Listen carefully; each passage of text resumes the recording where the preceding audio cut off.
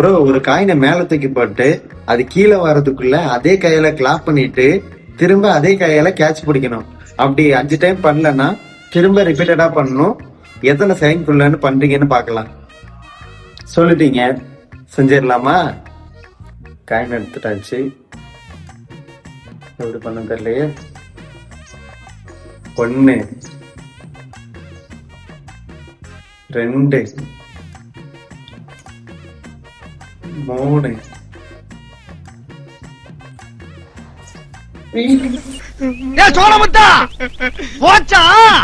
திரும்ப பஸ்ல இருந்து பண்ணணும். 1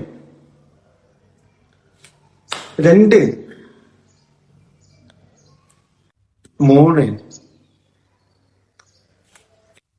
4 5 பண்ணிட்டேன்.